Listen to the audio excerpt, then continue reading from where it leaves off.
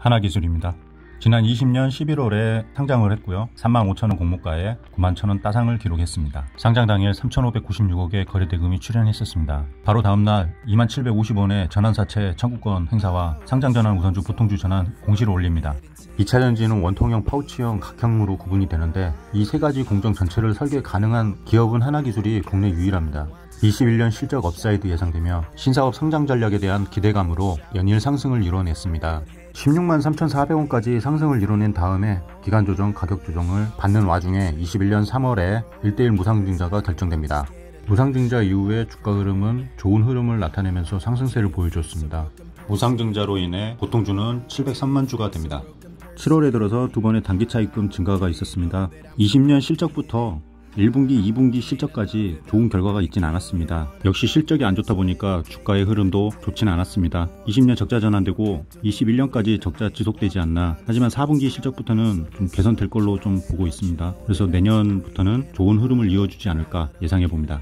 21년 3월, 4월, 5월, 9월에 단일 판매 공급계약 체결 공시를 4차례 띄웠는데 주가의 흐름은 크게 반응은 없었습니다. 특히 5월에 공시한 2월 계약 439억은 매출 대비도 큰 비중인데 주가 부양에 일조를 하지 못했다는 게 좀 아쉽기도 하고 9월 체결된 턴키 공급 계약은 슈팅을 줄만도 한데 시장에 반응이 없네요. 성장성은 기대되나 아직까지는 시장에 관심을 받지 못하는 소외주 느낌이 있습니다. 스톡옵션 행사가는 6,564원이고 6월 18일날 14만 5천주, 9월 10일날 잔여 수량 9,600주 전부 다 출현하였습니다. 총 주식수는 747만 3,170주가 됩니다. 총 3건의 특허를 취득했는데 9월에 취득한 특허는 신사업과 관련되어 있습니다. 저항 방전 구간을 줄여 방전 시스템의 전체 에너지 효율을 향상시키면서 폐배터리의 재활용, 재사용을 위한 방전 시스템 구축용 특허입니다. 특허 취득으로는 주가 부양에 영향을 못 주고 있는 상태로 보이고 상장 한 달 이후 상승세와 무상증자에 의한 상승세를 제외하면 현재까지 슈팅은 없는 상태입니다. 하나기술의 신규 진입이 가능한지에 대한 관점으로 봤을 때 단기 지지선에 도달을 하였으며 골반 하단에 위치해 있는 모습을 볼 수 있습니다. 단기 지지선으로는 59,300원 근방이 되겠고요. 그 아래 지지선으로는 55,600원이 됩니다. 59,300원의 1차 지지선을 지지를 잘 해주는지 확인을 하고 반등을 주어진다면 그때 진입을 하는 게 아니라 검토를 하면 됩니다. 지속적으로 하방 추세를 이루다가 기술적 반등이 있었지만 그래도 하방 추세 안에 있기 때문에 이 하방 추세의 이탈이 있을 때까지는 관망을 좀 해봐야 할 것 같습니다.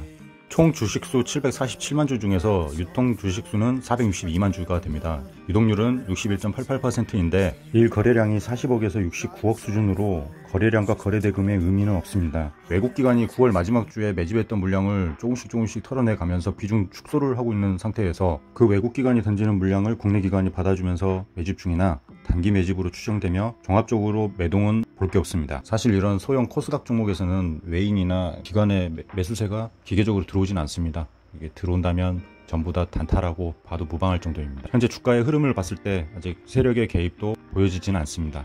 정리해 보겠습니다.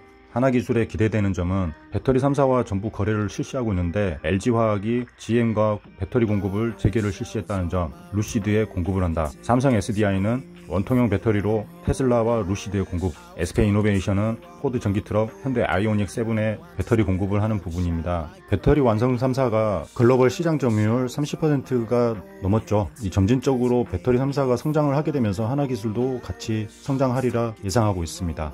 2차전지 시장이 커지면서 하나기술같이 기술력 좋은 소부장 업체가 동반 성장할 수밖에 없는 시장 구조가 형성돼 가고 있으며 폐배터리 관련 신사업에 대한 기대가 22년부터 실적에 반영될 것을 예상하고 있습니다. 경계해야 할 점입니다. 앞서 말씀드린 모든 테마나 실적에 대한 기대감들이 반영되는 것은 23년부터 반영이 될 걸로 예상이 되므로 길게 가져가야 할 종목입니다. 당장 3분기부터 실적이 미지수며 21년 적자 예상하고 있습니다. 거래량, 거래 대금이 매우 약하다는 게 최대 단점이고 현재 바닥이 확인되고 있지 않습니다.